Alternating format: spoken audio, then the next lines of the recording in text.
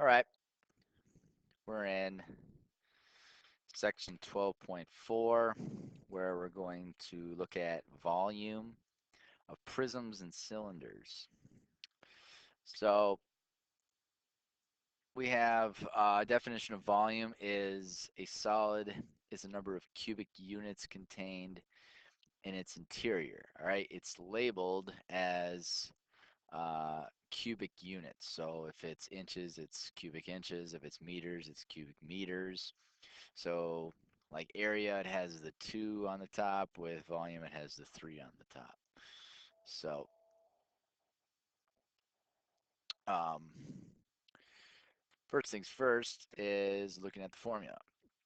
So don't mistake this with area of like a parallelogram where it was B times H, which was base times height. Remember, this is a capital B.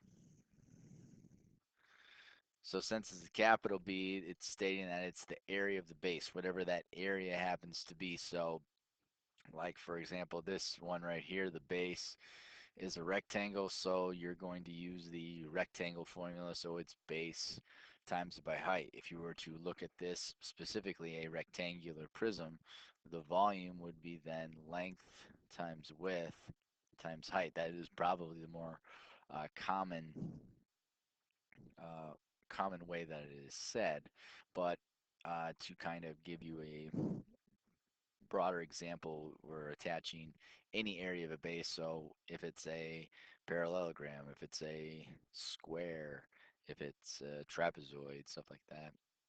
So, um, and then it also attaches to um, non-polyhedrons like cylinders. So cylinder, an area of a base would be a circle. So then you'd use that area pi r squared. So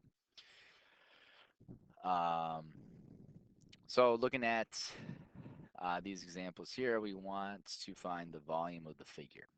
So the first thing you got to do is figure out what is the base, what shape of the base it is. And so this particular instance, our base is a trapezoid. So now we got to use the area of a trapezoid to help us find the volume. So in this case, volume is going to be equal to, so area of a trapezoid is 1/2 times it by the height of that trapezoid. In this case, it's 3. And then it gets multiplied by the sum of the two bases. I got 14 as one base, and then 6 is the other. And then it gets multiplied by the height. The height would be represented right here, and that is 5.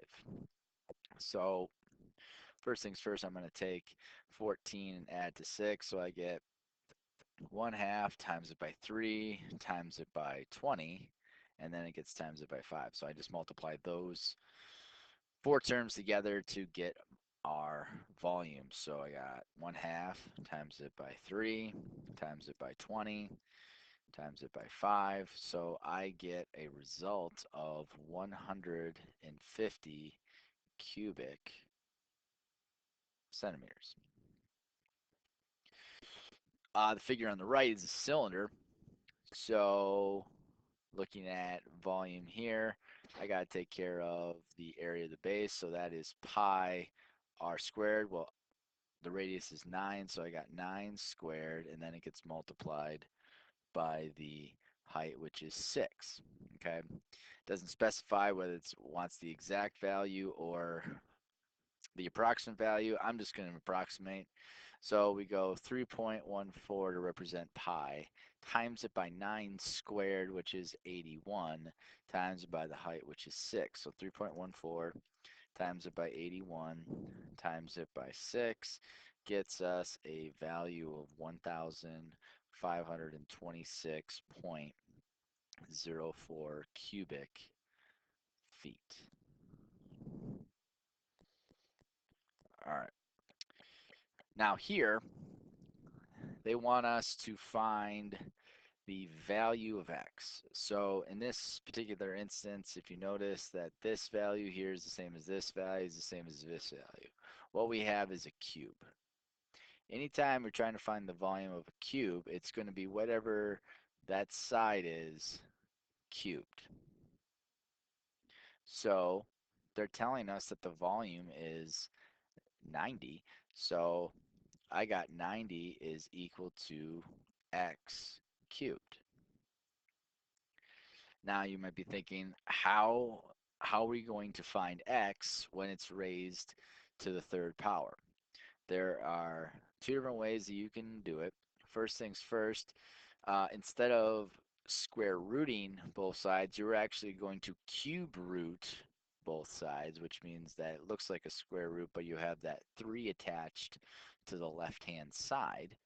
The cube root of x cubed is going to be x, and the cubed root of 90 is going to be somewhere about 4.48.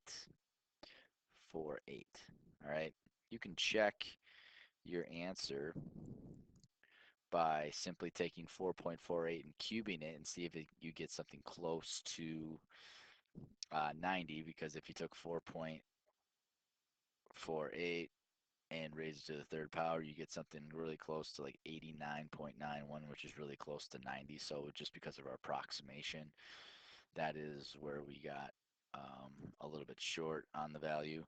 So it's roughly 4.48 inches. If you do not see the cubed root icon or the cube root tab on your calculator, here is another way that you can solve it. So what you're going to do is you're going to type in 90 in your calculator, and then there's like a arrow that's pointing upward, kind of icon. You're going to press that button, and then in parentheses you're going to type in 1/3, because x to the 1/3 power is the same as the cubed root of x. This means the same thing. So if you were looking at fourth root, you would raise it to the 1/4 power. The fifth root, you'd raise it to the 1/5 power, and so on and so forth. So if you don't see that this particular icon on your calculator per se, you can go about it doing this route here and getting the same answer. If you're not sure, figure it out with something that you do know. We all know that the square root of 25 is equal to 5. So then what I would suggest to you is take 25 and raise it to the 1/2 power and see if you get 5, and you should realize that you do. Okay, so that is just another way of checking for those values. Here they want us to find the volume of a figure. So it's not, in this case, we have a concave um, polyhedron. So in order for us to find the volume in this particular instance, essentially you're going to try to find the volume of two different items. So what I'm going to do is I'm going to find the volume of this item here, which is A, and find the volume of this item here, which is B. So what we can take from this is saying, okay, well, since this from here to here is 1, that means that from here to here is like 2, because 2 plus 1 is 3. So looking at the volume of A is going to be a cube. So that's going to be 1 to the 3rd power, which is just going to equal 1. Plus, we're going to look at the volume of B, which is equal to the area of the base, which is 3 times it by 1, times it by the height, which is 2. So then this is going to be 3 times 1 times 2, which is 6. So we have a volume of this entire figure, which is 7 cubic units.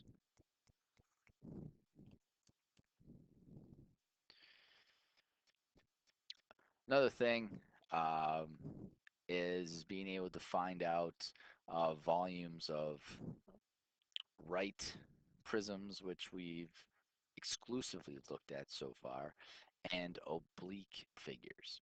So this one is a